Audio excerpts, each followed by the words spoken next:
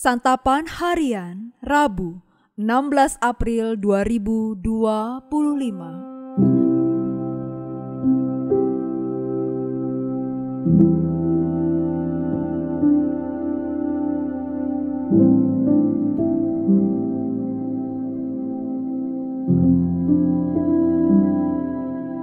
Inilah program Santapan Harian, sebuah program yang mengajak Anda menelusuri isi Alkitab, agar Anda menemukan makna firman Tuhan sesuai dengan konteksnya. Santapan Harian tertuju bagi Anda yang ingin memiliki kehidupan rohani yang segar, kuat, dan sigap. Hari ini kita akan membaca Imamat 27 ayat 14 hingga ayatnya yang ke-24. Namun sebelumnya, mari kita berdoa. Firman-Mu memancarkan kehidupan dan hati kami terpaut pada firman-Mu. Kami siap menerima kebenaran firman-Mu ya Kristus. Di dalam Kristus Yesus, Sang terang firman yang menguatkan kami. Amin. Imamat 27 ayat 14-24. Apabila seorang menguduskan rumahnya sebagai persembahan kudus bagi Tuhan, imam harus menetapkan nilainya apakah rumah itu baik atau buruk. Seperti nilai yang ditetapkan imam, demikianlah yang harus dipegang teguh. Jika orang yang menguduskan itu mau menebus rumahnya, ia harus menambah harganya sebanyak 1/5 dari uang nilainya, dan rumah itu pun kembali menjadi miliknya. Jika seseorang menguduskan sebagian dari ladang miliknya bagi Tuhan, nilainya haruslah sesuai dengan taburannya. Sehomer taburan benih jelai berharga 50 sikal perak. Jika ia menguduskan ladangnya mulai dari tahun Yobel, nilainya haruslah dipegang teguh. Tetapi jika ia menguduskan ladangnya sesudah tahun Yobel, imam harus menghitung harganya bagi orang itu sesuai dengan tahun-tahun yang masih tersisa sampai tahun Yobel, dan harga itu harus dikurangi dari nilainya. Jika orang yang menguduskannya benar-benar mau menebus ladang itu, ia harus menambah harganya sebanyak 1/5 dari uang nilainya, dan ladang itu tetap miliknya. Tetapi jika ia tidak menebus ladang itu dan telah menjualnya kepada orang lain, ia tidak dapat menebusnya lagi. Pada waktu ladang itu bebas di tahun Yobel, ladang itu harus kudus bagi Tuhan, sama seperti ladang yang dikhususkan bagi Tuhan. Imamlah yang akan memilikinya.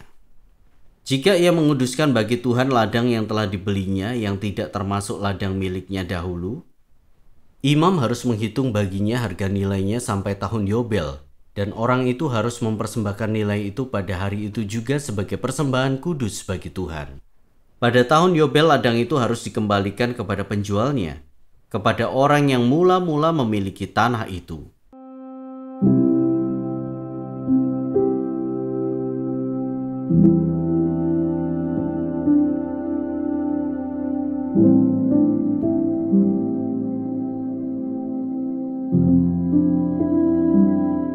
Sahabat Santapan Harian, nazar yang diatur oleh Tuhan untuk umatnya bukan hanya berkaitan dengan manusia dan hewan, namun juga berkait dengan harta milik, yaitu rumah dan ladang. Jika seseorang bernazar dengan menggunakan rumahnya, maka imamlah yang menetapkan nilai dari rumah yang akan dipersembahkan tersebut. Berbeda dari rumah, ladang yang dipersembahkan kepada Tuhan dihitung sesuai dengan taburan benih jelainya. Selain itu, nilai ladang yang dipersembahkan kepada Tuhan juga dikaitkan dengan tahun Yobel. Mempersembahkan ladang sebelum dan sesudah tahun Yobel memiliki nilai yang berbeda. Demikian juga dengan cara menebusnya serta aturan tertentu untuk mereka yang tidak bisa menebusnya. Peraturan tentang rumah dan tanah dalam bernazar mengajar umat Allah untuk mempertimbangkan dengan sungguh-sungguh setiap nazar yang mereka ucapkan. Selain itu, melalui peraturan ini Allah mau menyatakan kedaulatannya sebagai pemilik umat dan seluruh kepunyaan mereka. Allah adalah pemilik segala harta mereka, termasuk rumah dan tanah yang Israel miliki. Umat Allah hanyalah pengelola dari segala harta tersebut. Karena itu umat tidak boleh sembarangan menggunakan harta untuk bernazar. Peraturan tentang nazar sangat detail. Ini menunjukkan betapa pentingnya nazar di hadapan Allah. Pertama, kita belajar bahwa Tuhan mau kita serius ketika berjanji. Jangan sembarangan membuat janji, apalagi bersumpah akan melakukan ini dan itu, padahal kita tidak serius menepatinya. Setiap nazar yang tidak ditepati mengandung konsekuensi. Kedua, kita belajar bahwa Allah kita adalah Allah yang adil dan pemilik segala sesuatu. Maka dari itu, kita harus tunduk pada kehendak-Nya dalam menggunakan harta yang Allah berikan kepada kita. Demikian pula, saat kita mempersembahkan harta itu sebagai bentuk janji kita di hadapan Tuhan, ingatlah bahwa persembahan kita pun berasal dari Dia. Karena itu, dalam bernazar, milikilah sikap hati yang benar dan berikanlah yang terbaik kepada Tuhan. Mari kita berdoa.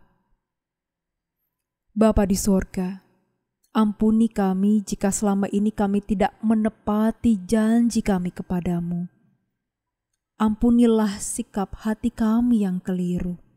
Mulai hari ini, kami belajar untuk menepati segala janji kami kepadamu dan memberikan yang terbaik dari hidup kami kepadamu.